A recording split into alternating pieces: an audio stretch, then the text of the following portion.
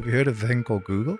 You're into the gambling niche, and then you're into consultancy, and then you also into the link building agency, and then you speaking at conferences, mastermind, and now you're going to be a property builder, you know?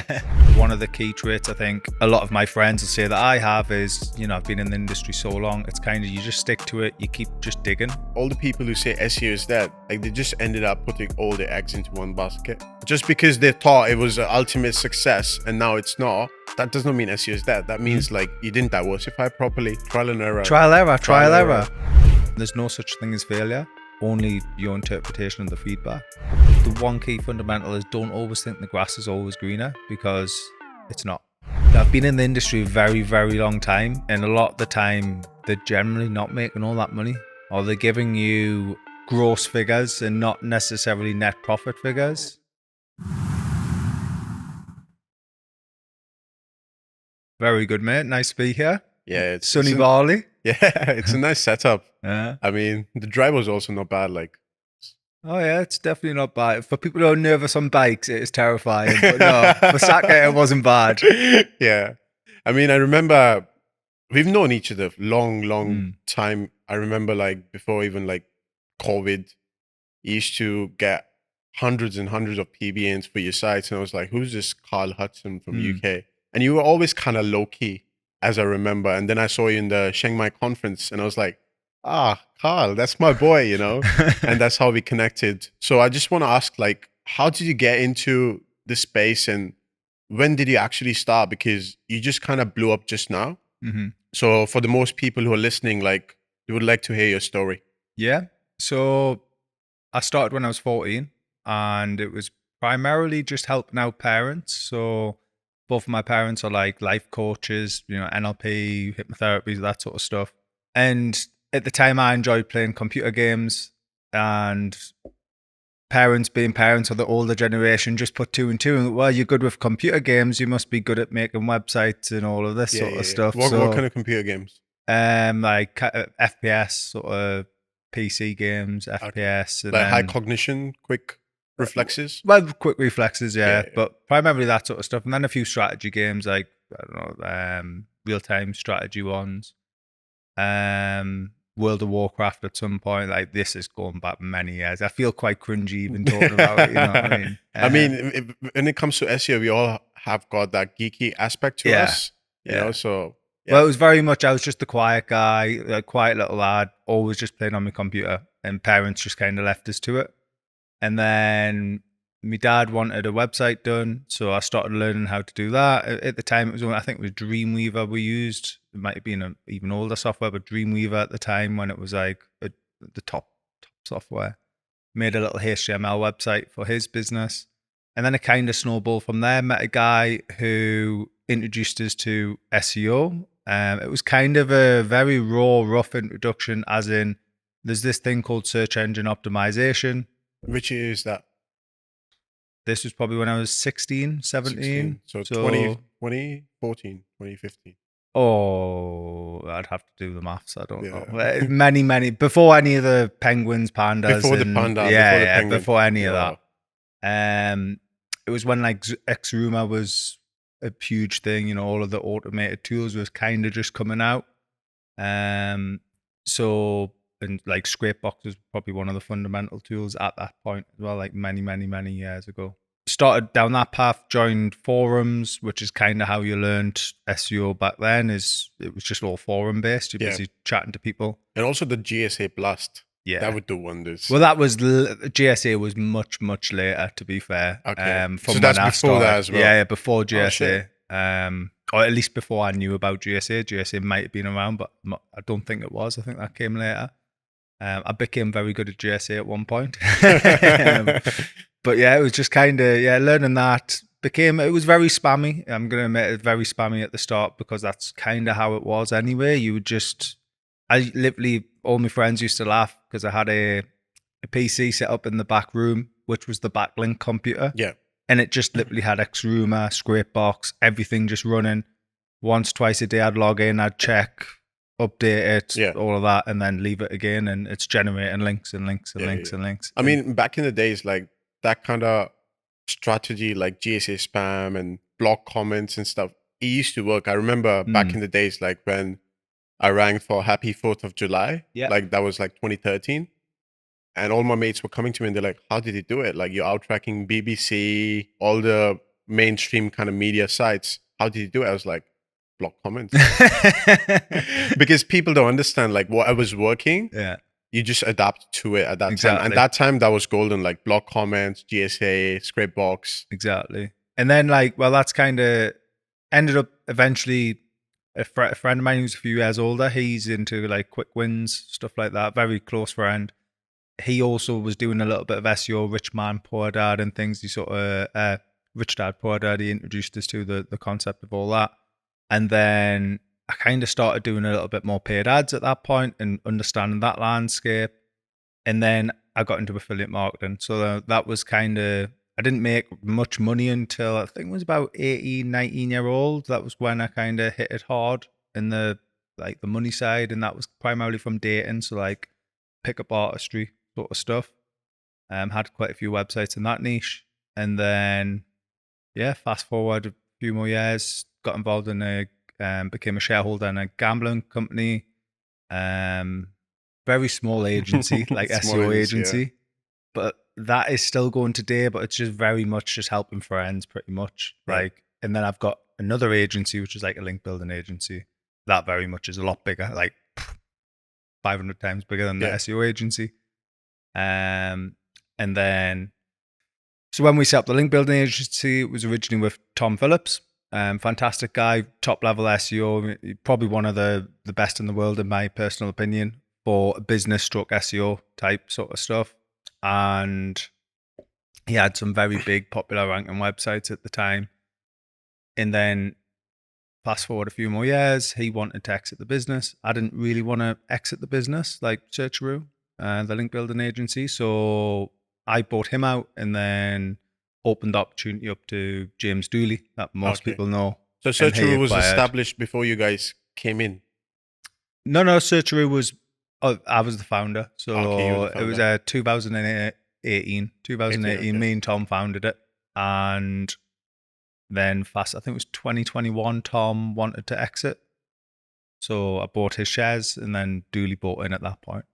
So Dooley's been involved, I think it's from August 2021, give or take, rough dates. And how did you meet the infamous James Dooley? That was many, 10, 11 years ago, maybe now.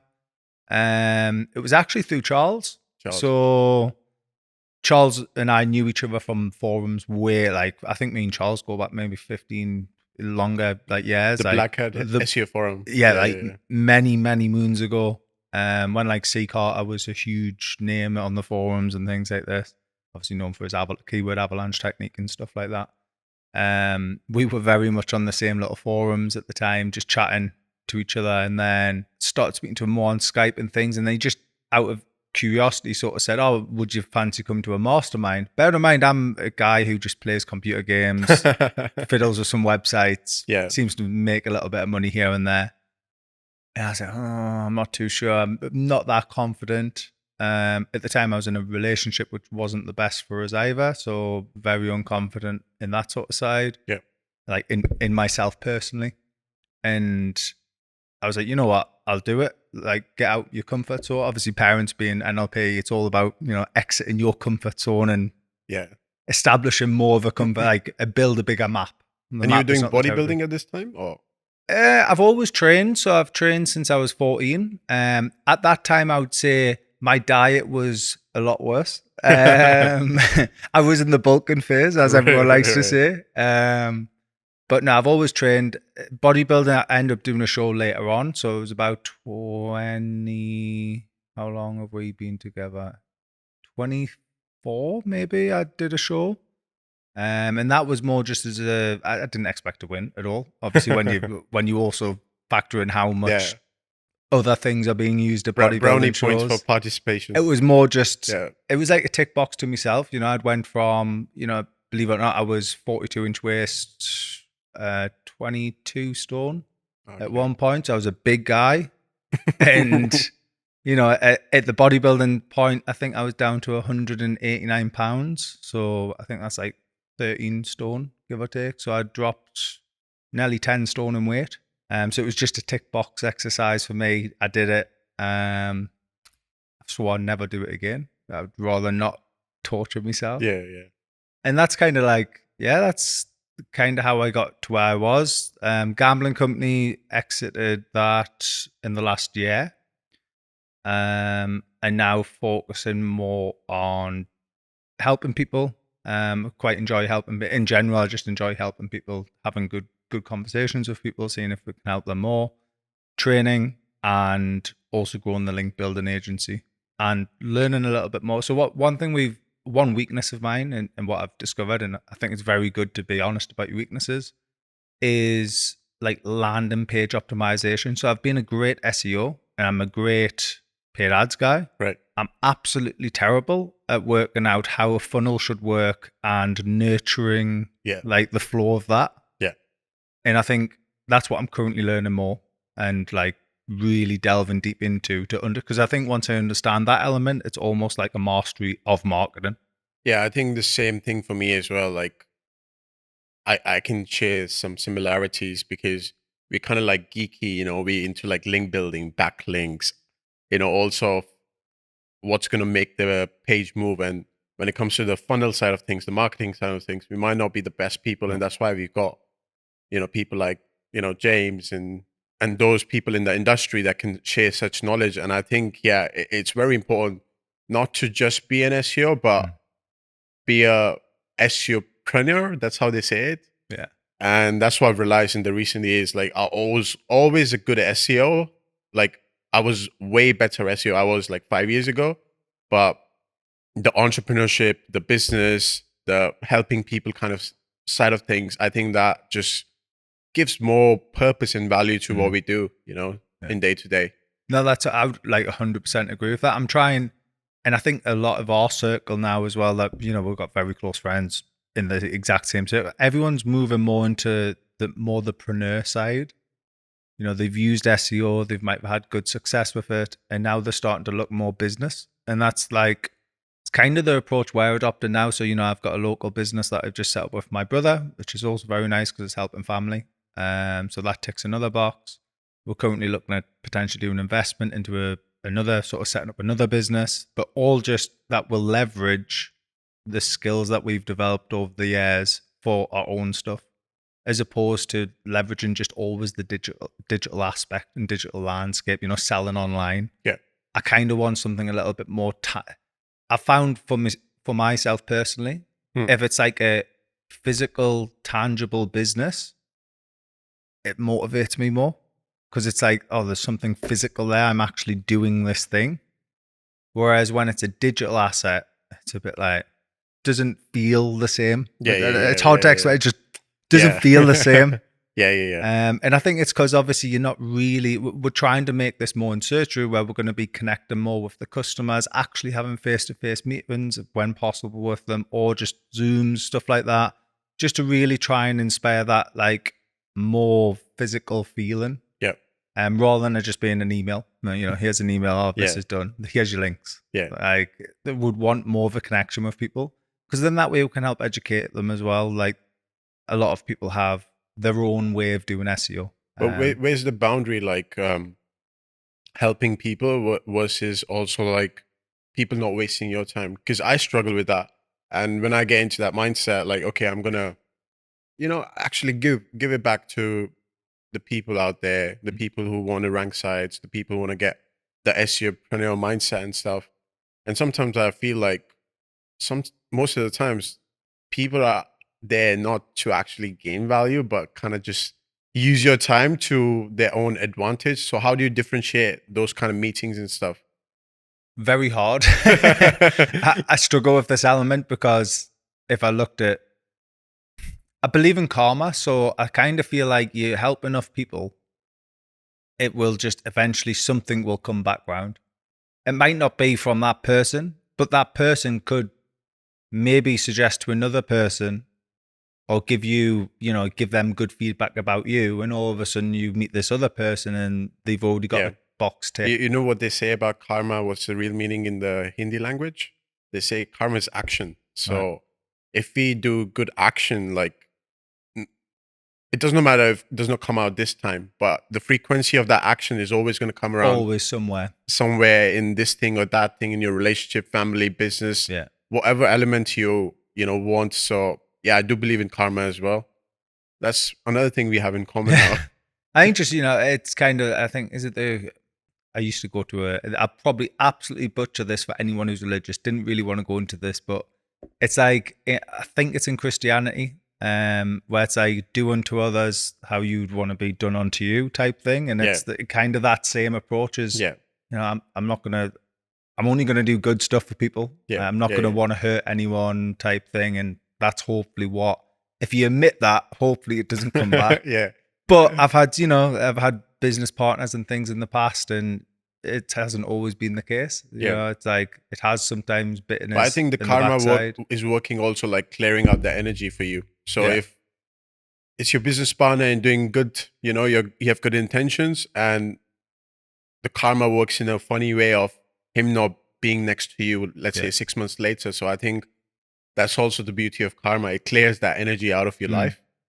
Like yesterday, it was a funny story, and I got my laundry delivered, and 3 or 4 of the clothes didn't have stains removed. And my missus is like, "We're not gonna pay this lady." I'm like, "Nah, we're not messing up with our karma." So I really, really am a big believer of this thing. But coming back to SEOpreneur, what do you think are the main elements of the mindset that works with the SEOpreneur? Because a lot of my listeners, they're like hardcore SEOs. All they do is SEO, links, on page, blogs, this, that, PR distribution, backlinks. But how do you, for someone out there who's like a average SEO and he wants to get more into like the expertise, the entrepreneur side of things, what would you say is the mindset shift from that to this? The good thing is if you were even an average SEO, you learn to fail, or you should be learning to fail. If you're not failing, then you're doing something very, very wrong. Like I've got so many domains that are failures. And, I think it's kind of, you start to understand a little bit more and you can almost gain a bit more success that way. But there's still a high percentage of failures. Like as high as probably 60% of domains I work on are failures. And that's just because different niches, different algorithms, different industries, you don't understand it all. And it's just very hard to maximize that. So I think from an SEO point of view, that's a brilliant trait that hopefully they would have. Because from an entrepreneurial point of view, you need to be able to embrace that failure, learn from it, and then adapt and move forward. It's kind of one of the key traits I think a lot of my friends will say that I have is, I've been in the industry so long, it's kind of, you just stick to it, you keep just digging, just keep on digging away, chipping away, and eventually, hopefully, you struck gold. If not, you keep digging. And that's kind of the approach that I would say. Like, try to eradicate emotion from it. And I think a lot of the time that's hard for some people to do, especially when they've maybe invested. They might have put all their eggs in one basket, for instance, which I would say never ever do. Always have a few little plates spinning.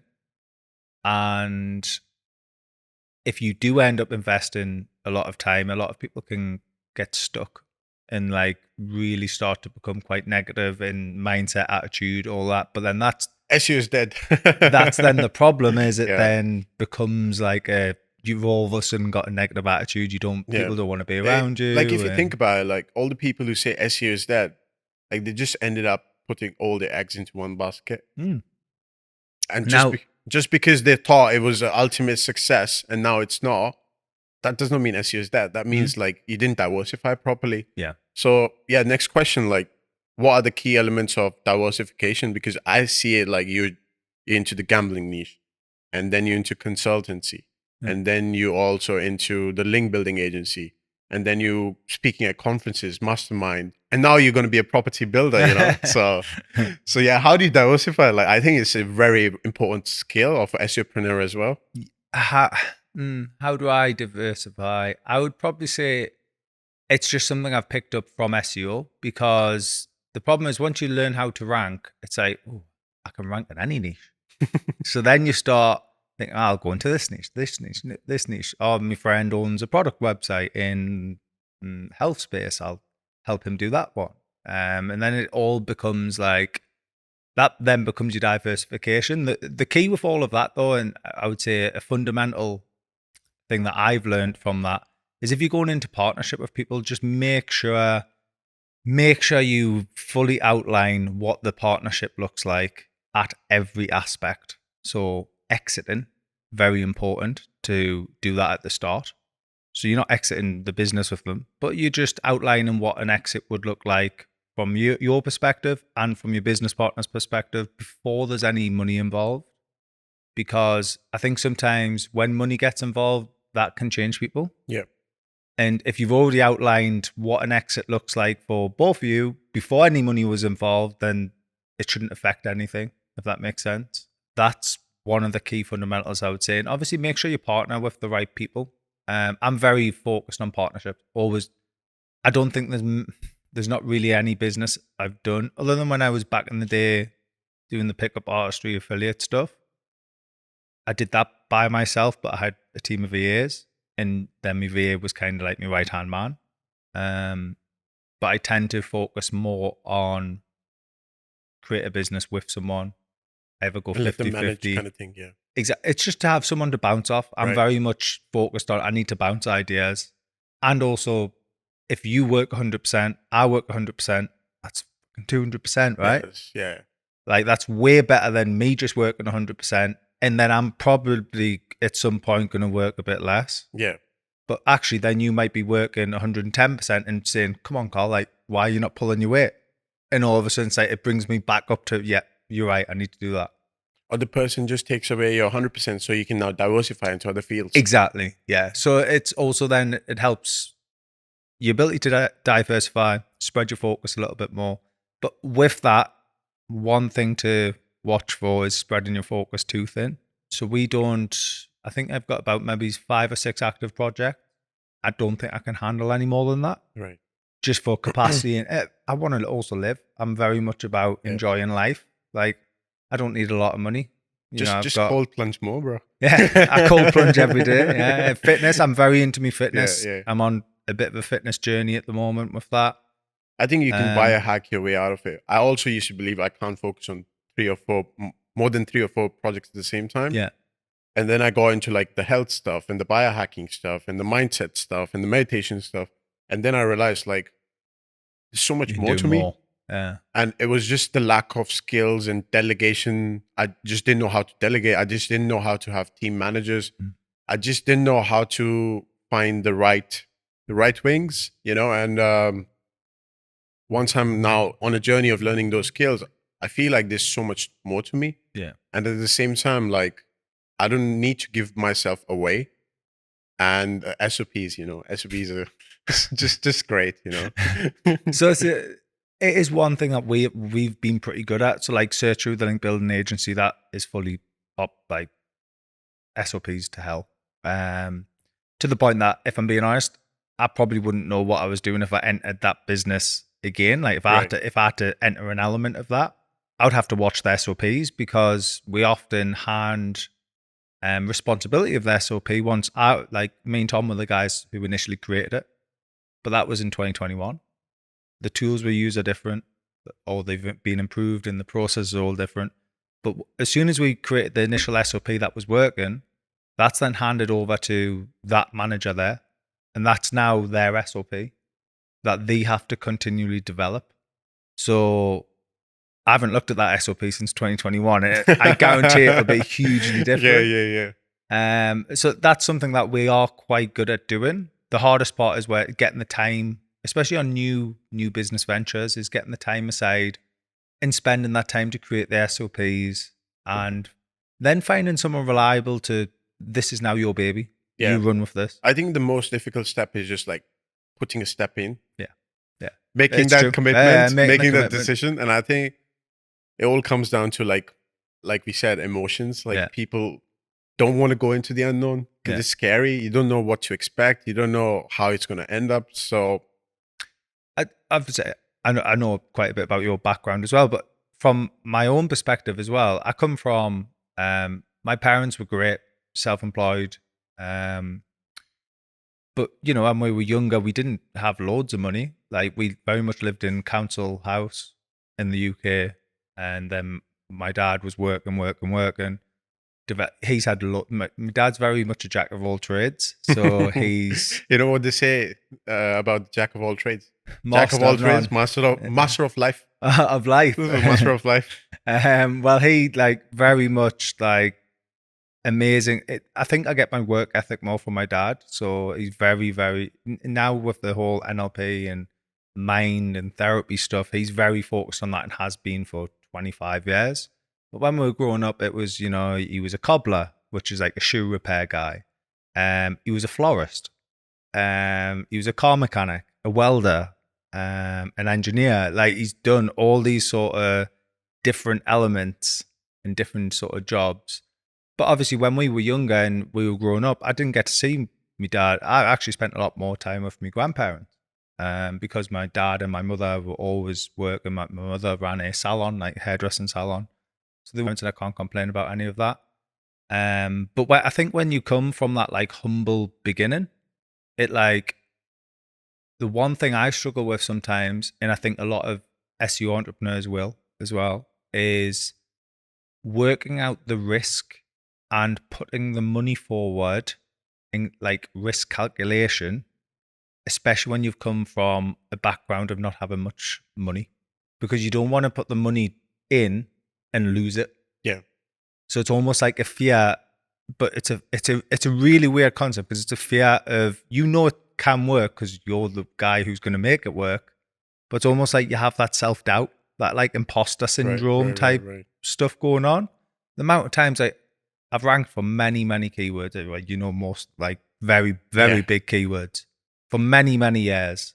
And there was still week in, week out, Charlotte, my partner, wife now, which is, we're currently on the honeymoon. Congratulations. We are on the honeymoon right now. So, yeah, thank you. And she often says, well, Carl, you've done this many, many times. I'm like, yeah, but what if it was a fluke? It's that imposter syndrome, and you're always fighting that imposter syndrome.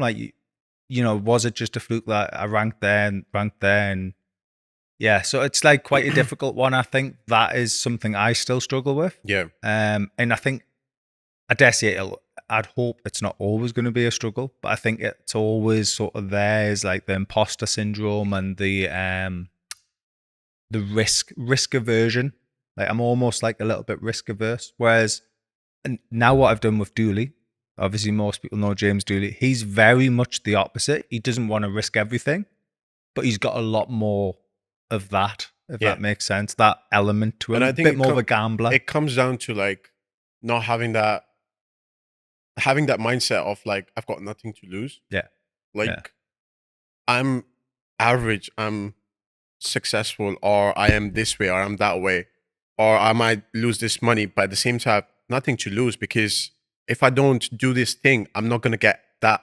And I think that transition is really hard for us because we only care about, I'm going to lose my peace of mind or this money or this time or this partnership. But when you understand and you look at the bigger picture and you realize if I step in, I don't get that, it's okay, I have nothing to lose. And then I think it's just a different story. And I do like James Dooley in that perspective, he's just going all in. The amount of times it's funny because we're both yes guys, and when we initially our partnership started, and this is something that we've talked about on stage before, is it was not all sunshine and rainbows when our partnership started. When you have two yes guys, it becomes chaos very quickly when we're just saying yes to every opportunity that comes up. It's just a no. It actually ends up becoming no's because we don't have capacity, the pair of us, and then we're getting frustrated at each other because we're saying yes to all of these things, and then he's getting frustrated at me because I'm saying yes when he's coming up with something, and then he's doing the exact same in reverse. But then we realize it's we're both yes guys. This isn't gonna we need someone to say that's a bad idea. Yeah. Or no, just say no to us because we will. Charlotte often says to me, I don't understand how you're spinning so many plates. And it's because I say yes to things. I want to help someone. Oh, they've asked for help here. Oh yeah, I'll help. but with that, I probably don't have capacity to help, but I'll make capacity to help. But then they're not getting like a full focus from me. So it's almost a bit unfair. You're probably better off saying no. And then it's because you don't have capacity to help. And when that frees up, you might be able to help. Yeah. And that's kind of what we're learning. And like mine and Dooley's relationship completely changed when we both figured that out and then realized, shit, we're actually both the same attitude, which is good. But at the same time, we need to learn to say no. So that's kind of like what changed for us. And also like it doesn't have to be a hard no. It could be like no, maybe later. Yeah. Also like what are the drawbacks? Yeah. Question until you find some, something that cannot work out the way you want it, and just go from there, because too much of a yes and too much of a no, it's just like bridging them together kind of thing. I think what we've learned to do is we can say no now to people without feeling like we're going to upset them. Yeah. Because it comes from compassion now. That's what I've seen in Dooley. Like, he's like, no, brother. Like, no. And it's coming from his heart, it's coming from, whereas there are people who be like, no, you fucker, and I think, one of my mentors, he said like, something like, words without compassion are knives. Yeah. So if you want to say no, and if you want to say like, I disagree with you, like say out of compassion. Yeah. And you guys have got that, like he always says, and I do agree. And this is something I'm still working on very much though as well. Like, cause I'll still, speak to Charlotte if I'm getting, because I'm very much a guy who takes stuff in. Like, I'm not a one to speak about my feelings and stuff like that. Whereas Dooley very much hits, I avoid confrontation almost every step of the way. I prefer not to have confrontation. Yeah. But I'm learning to, sometimes you have to have the boundaries and that level of confrontation, not to be like dispolite, but just, there's a boundary here and I'm not willing to cross it. And that's what Dooley's pretty good at, is like, he's very good at like telling you something's going wrong and that's crap. You should change this, or we need to have a conversation about this. He literally says it up front. Carl, 12 a.m. midnight. It's that sort of time as well. Like, we often, like the amount of times we've had huge conversations at midnight and ridiculous hours of the morning and things.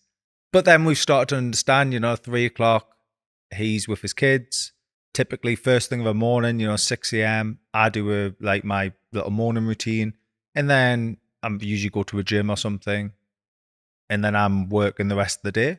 That's typically how it works. But then come 3:00, he's clocked off, and we just respect those boundaries. It's like his clock off time, my clock off time. But no, it's been working really well. So in terms of like helping SEOpreneurs, it just depends on what you're aiming for. I think like work out what your goal is with it. And I would say the one key fundamental is don't always think the grass is always greener, because it's not. Yeah. And sometimes I think you can focus on people who are making all this money. And I've been in the industry a very, very long time. And a lot of the time, they're generally not making all that money, or they're giving you gross figures and not necessarily net profit figures. It's a very, very pretentious show out there, because when you start sussing all the crowd and all the preneurs, like all the SEO experts, and you get to know how much numbers they're doing, and then you're like, my best mate makes more than that. Like, what's happening here? I thought he was the G, So it's kind of very like, delusional in a way in the online space to know what's true. Yeah. Because in the end, like everything could be assessed to its like reality, and don't believe everything you see online. That's my advice for people, because it's too good to be true. No, it's too good to be true. Often it is, and I think also combating the shiny object syndrome. That's like I don't know if you suffer from that, but I know I personally, for years, especially when I first started getting into SEO, I was always buying courses, always just almost panning for like this golden nugget of information that was going to change everything. It just doesn't exist. Yeah. Yes, there might be hacky techniques that might work right now. However, focus on the basics, and usually 9 times out of 10 is Basics that is doesn't what's change. gonna change your life. People don't Exactly. understand it. Yeah. For me and for you, like we've been through that route of trying everything, all the shiny objects, and realizing like, oh, stick to the basics. But it's Content and links. It's so funny when I have conversations with like people and they mention link building, and like obviously I've built a lot of links in my life, and I have a very different version of what is a good link versus what most SEOs do. And I primarily only focus on RDs, if I'm being honest. I never ever look at all these made up like DR, DA, whatever metrics, site authority, whatever. I kind of focus more just on RDs because that is what the original algorithm was based off. There's no such thing as DR in Google's algorithm. Yeah. Yes, there might be site authority, which was recently leaked, but that's just their own internal naming structure. But it's still very much based off links. So yeah, it's just an interesting one. The whole industry is interesting, but it just all depends on who I meet. Some guys I meet who are quite active in gambling, obviously also been previously very active in, still active in gambling, but previously very active in gambling, and they very much are on the same wavelength as me. And actually, they're in one of the most toughest niches in the planet when it comes to SEO. But then you speak to someone who might be in a dog care niche. Yeah, it's totally different. And it's completely different. Like, he wants 5,000 traffic and it has to be a DR50. And I'm like, dude, it's build a DR10. You know what I mean? You'll probably see bigger value. Yeah. Because 9 times out of 10, it's got less links coming from it. What's the most fun niche for you to work on?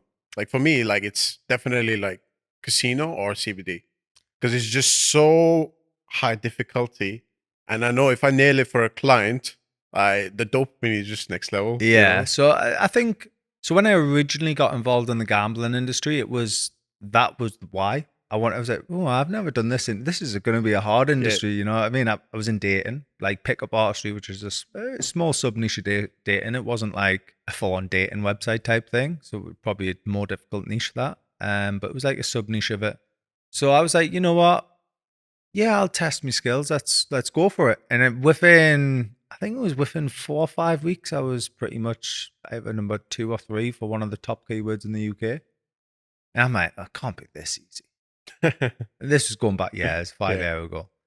And it was. Fast forward that, we ranked for many, many, many keywords. And yeah, it's just, I'd probably say gambling. And I think it's primarily because some keywords in the easier niches that you rank in, you rank for them and there's just no value there, or it doesn't really create much of a return. Whereas in the gambling niche, you rank for one keyword and it could generate you 500K. Like ridiculous return. Yeah. I had a client, he was making like, we ranked his site and he was making 20 million a year from one site. I was like, how are you doing it, bro? And then I was like, next time he came, I was like, bro, we should partner up. Don't pay me anything. Yeah, just partner. Yeah. And this is where like a lot of the time I try and I always try and partner with people. Like, especially like for example, you've got loads of PBNs. I know I can't be bothered to manage PBNs. I've done that in the past. I'm like, you know what, sod it. You do the links, you do the PBN stuff. I'll get my team to do the content and the website design. Bam, winner, split the bit. Yeah. You know what I mean? Like that's, to me, that excites me more because it's like I don't have to worry about this element of SEO. That's your bag. Yeah. So my bag is now just let's get some content together, topical map, all of that sort of stuff together, create the plan, execute. Now it's over to link building. That's how I kind of structure everything nowadays. Obviously, I also own it's a more link fun building as well. agency. More fun as well because now you only want to do the stuff that you care about, and now you're finding people to do the stuff you don't care about. Yeah. And I think that's I don't like managing sites and content and that. So I'll rather be taking care of the backlinks and the PBN side of things versus you be taking off the content side of things. And I think that will be a perfect partnership, ideal partnership. Yeah. And that's like, I think that's the fundamental, is finding someone who has the skills that you probably have, but it's it doesn't interest you. Yeah. So you haven't got the passion there. Yeah. So if you haven't got the passion there, why would you do it? And I think the burnout only happens because you're really doing stuff you don't want to do. Yeah. I don't think the burnout happens if you actually did stuff you care about. Like, so something my dad always drilled this into us. I've mentioned it on a few podcasts before. One key sentence he said to me when I was very young, and it was when I was 16. Just doing a little bit of the website stuff, obviously for them. But at that time, it's only helping parents. I wasn't doing it to make money myself. It was more to help them. So 16, I was all right at school, but I didn't really go on to university and things. I didn't fancy university, but I got a job, and it was at the ministry, which is like the tax in the UK, like they sort out the tax stuff. And I worked there for like a month. And one day I came in, and my dad was like, "Oh, you look great. Like you look like your life's being sucked out here." Right? And I was like, "I feel like it." And he goes, "Well, you know what they say? If you find a job that you love to do, you'll never work a day in your life." And I think that's kind of exactly what you've just said. If you're passionate about it, it's no longer a job. The hard part is when it's mundane and boring and you hate it. Everyone hates parts of the job. I hate parts of my job, like the SEO side. yeah. But I make sure that the parts that I hate, I'm not doing. Someone else will do it. Yeah. I might do the SOP, so I might have to do it once to kind of get a platform for it. Yeah. Or at least like a minimum expectation, a minimal viable product of what I want to achieve from this person doing it. And as long as that's the case, happy days. Yeah. Like, because they're now doing that part, I'll focus on the bits I want to do. What do you think about Zoom calls and stuff? Do you enjoy it? It just depends. I enjoy with the team, but depends on the people. It depends on the people I'm on them with. Like a lot of the time, I enjoy speaking to people, finding out what niches they're in. How did you get into that niche? Because that part interests us. Like, what made you go into that tiny little sub niche of that? But you do those calls and you realize it's always the same fucking story. Yeah. It's like, oh, I was in lockdown and I was like, oh, I need to make money. And then I found you and I was like, this is my guy. And I was like, hearing that similar story over and over again, I was like, I don't want to do calls anymore. Yeah, it's the same story. Like now, if you want to like have a call with me, it's $1,000 an hour. Yeah. Like I just don't want to give out strategies straight away. Like, yeah, I'd kind of transition from it. I don't know how you do it yourself as well, like consulting calls versus client intake calls. So we have like we're busy working on getting a sales manager into Searcheroo, because we've never done that before. Searcheroo was kind of built for, we have a lot of our own assets, and it was kind of just the link building team behind our own assets. And then all of a sudden we had a light bulb moment. It went, we've got all these links, we've got all of this database and contacts to reach out to. Why aren't we actually just building a link building agency at the same time? Because our team have capacity anyway. The same team who build the links for our assets, why don't they build the links for other people's assets? Yeah. And guess what? It mitigates the risk of the team ever being without work in case an algorithm update came and destroyed sites and things.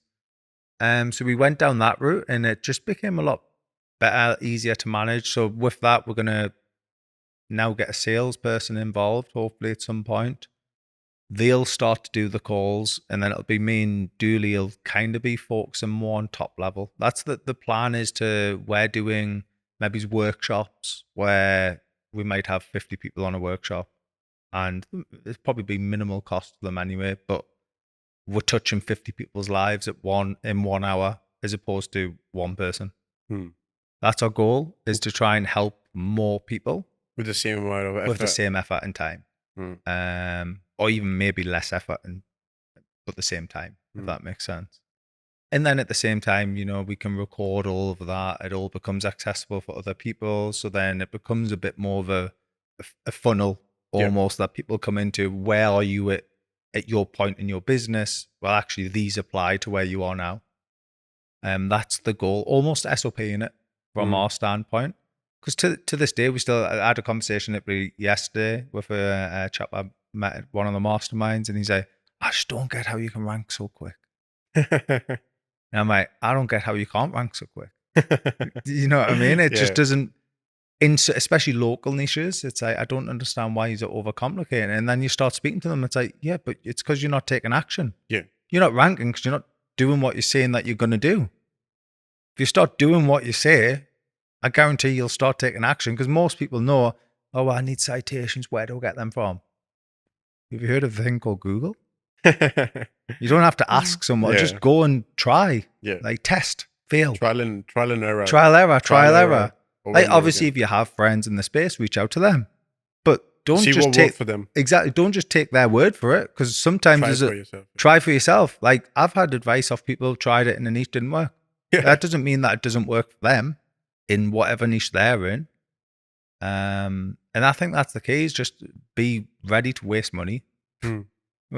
But is it a waste if you're taking the feedback and learning from it? Probably not. Yeah. It is a waste if you keep repeating the same purchase and it's not working each time. Then it is a waste. Yeah. But yeah, that's kind of the fundamental feedback.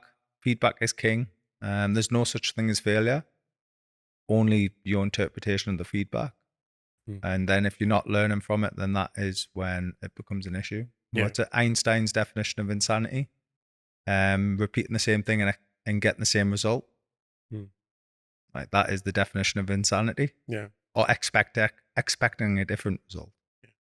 Yeah, and that's kind of me in a nutshell, if I'm being honest.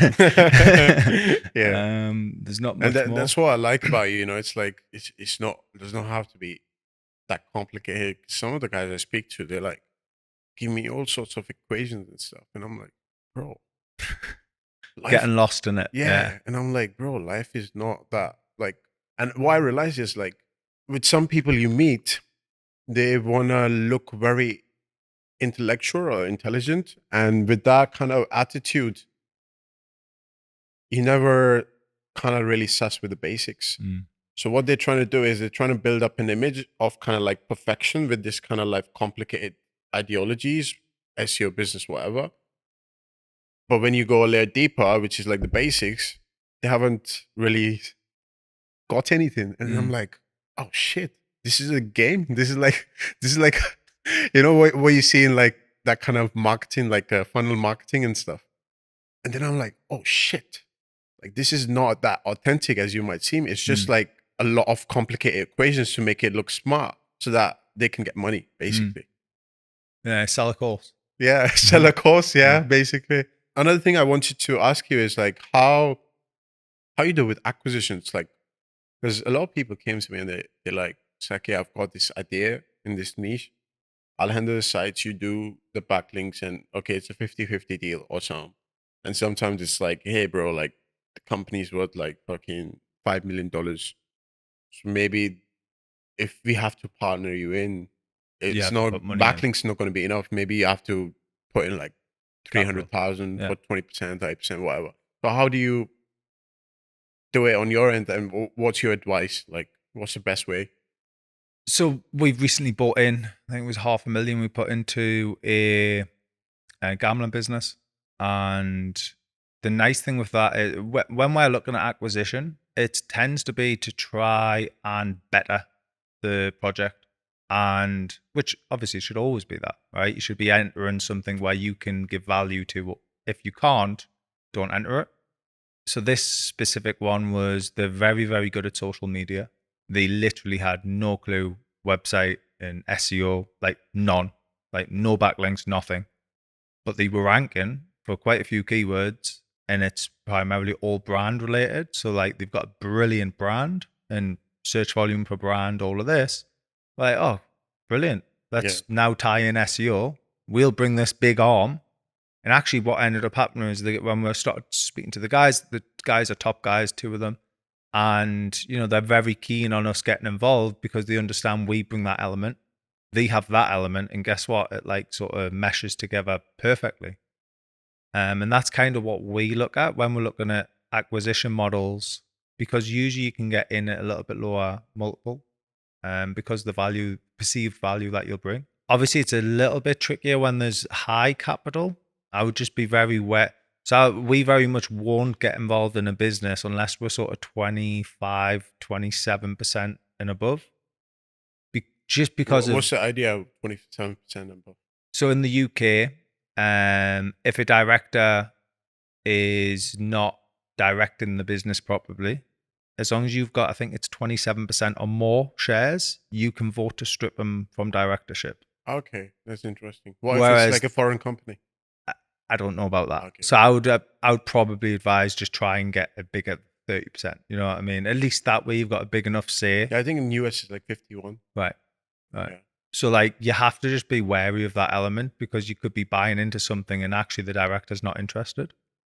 And he's not even, he's not looking after the business type thing, business interests. And that can then snowball into a lot of negative shit, especially when you've just put money in. Yeah. Assuming it's all, bells and whistles. Hmm. And it's just not. It's not Yeah. the case. So I'd be very wary of that.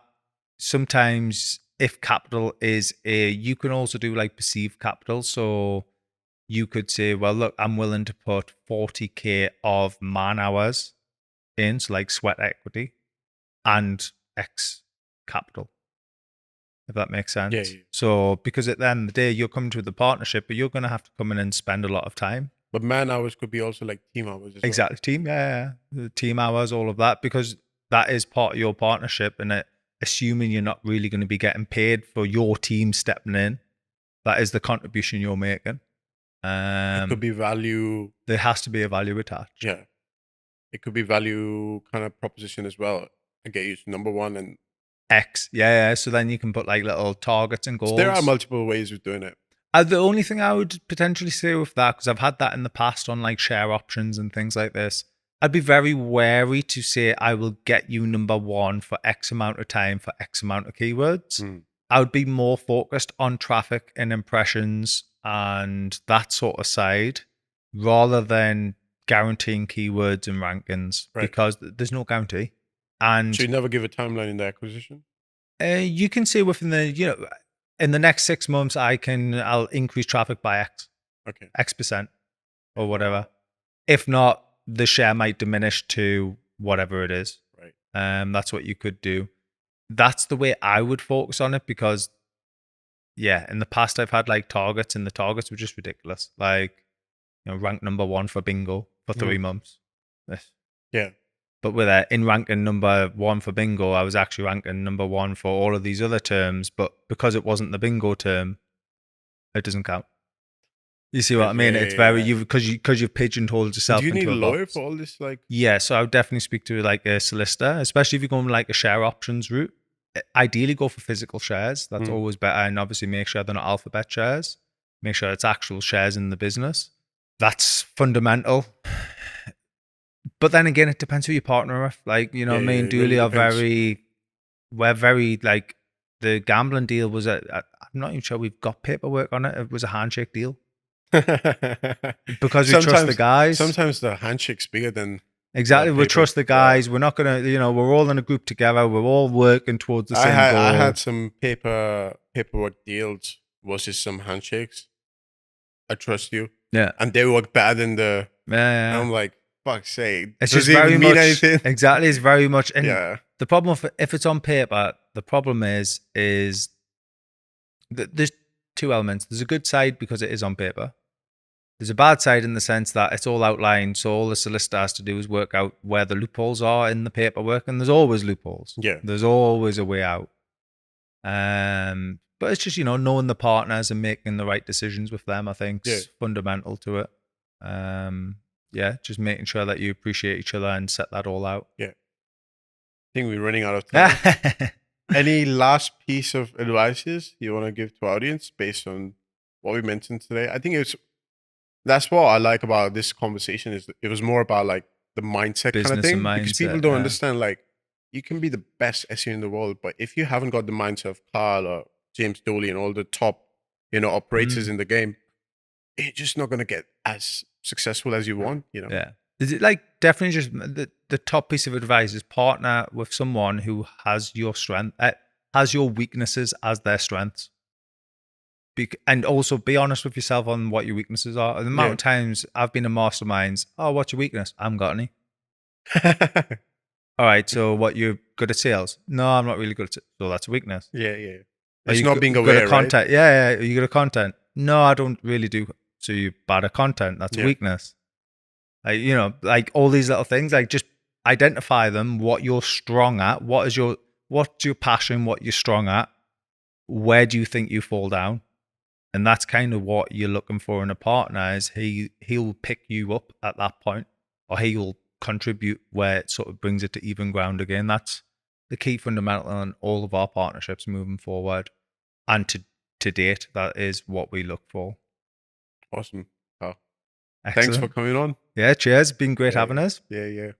Maybe next time you come, we do a bit of like a 2-3 hour stretch, because yeah. I can feel we can talk. I can feel we can talk. This has been just an hour. We didn't even come to the metric side of things. That's like another 2 hours. Yeah.